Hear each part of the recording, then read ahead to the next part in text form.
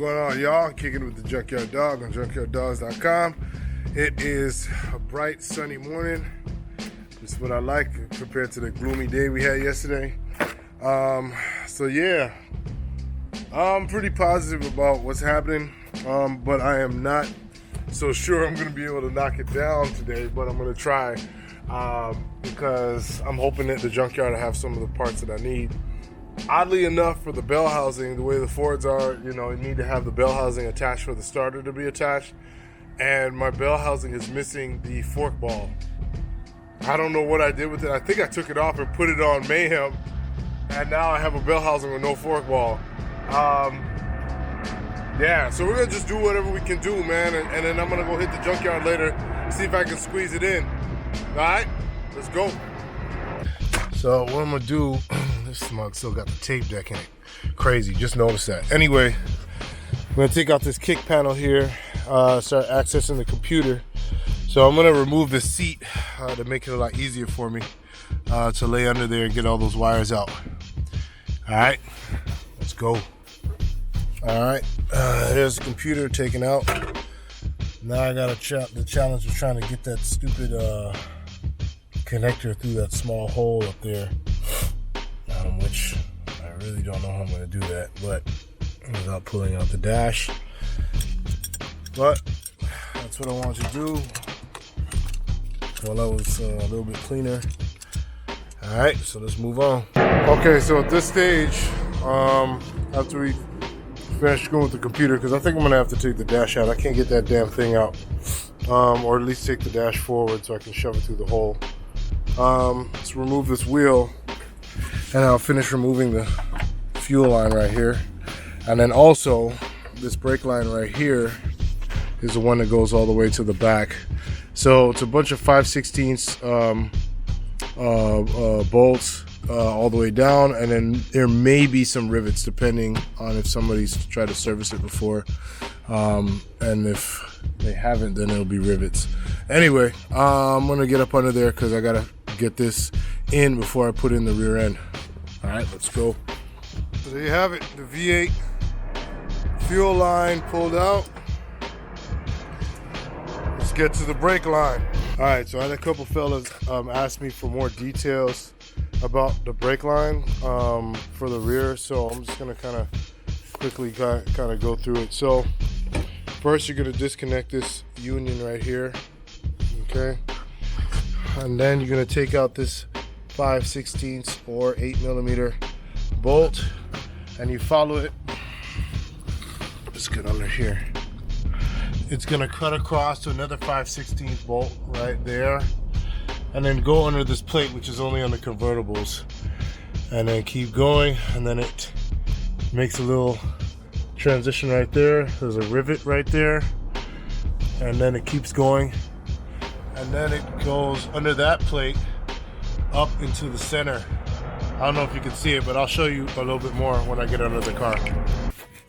All right, so from the front, you're gonna see that the line, I don't know if you can see it that well, but the line comes from here and it goes along this strip right here. You see there's a rivet right there, and then it goes along here.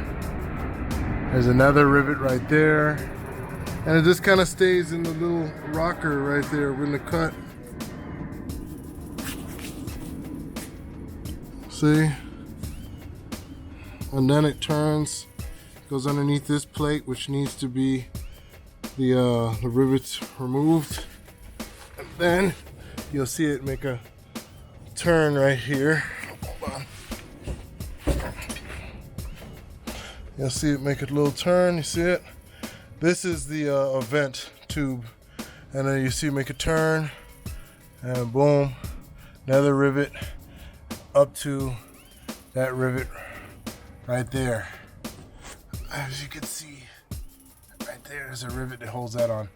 So I got sheet metal screws for that to replace those, but it's a whole lot of drilling I gotta do. So yeah, let's get to it. But that's it, man. That's what it is. It's really not that difficult.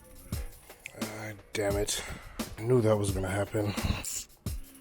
Time to break out the duct tape. Oh, damn it. I cut myself pretty good here. It's burning, it's burning. I'm gonna go clean up. I knew it was gonna happen eventually. Just didn't know when. Alright, finger got cut just a little bit. Back in business. Let's go. Alright, so this is what I had cut my finger on trying to drill that out. And it slipped and my finger was over here. So, whatever. Let's pull this little thing apart and then move on. Let's go. Alright, so there you have the brake line extracted. Ready to go in. So we got fuel line, brake line. Alright.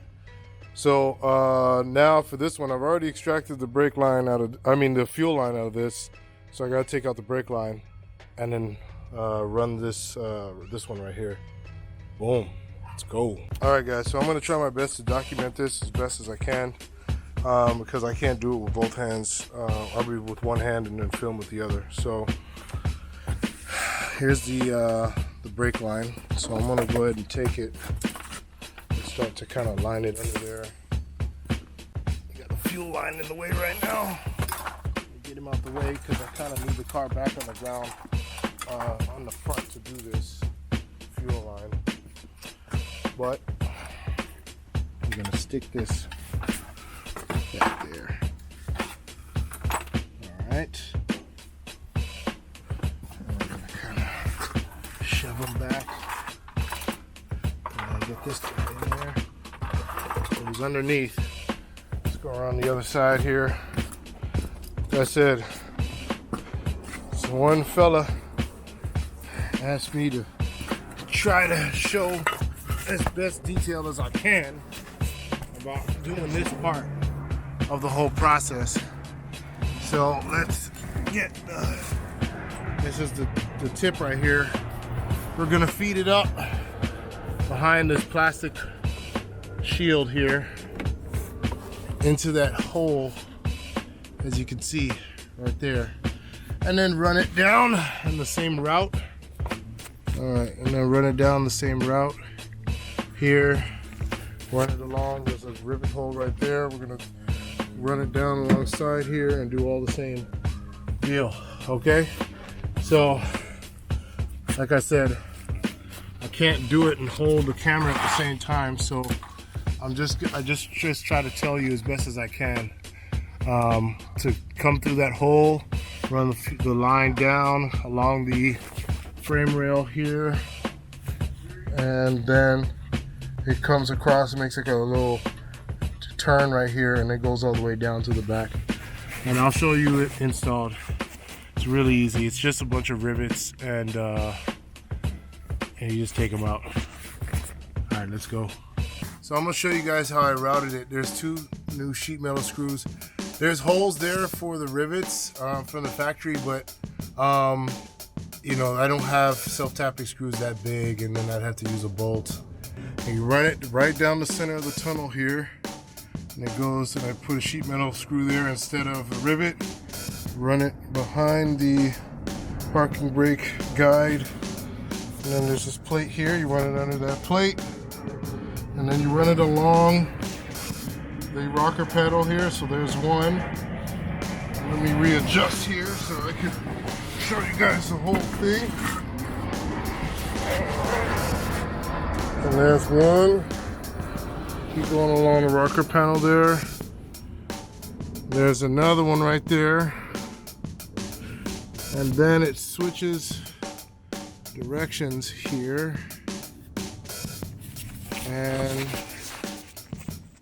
just keeps going. With another sheet metal screw there where a rivet was.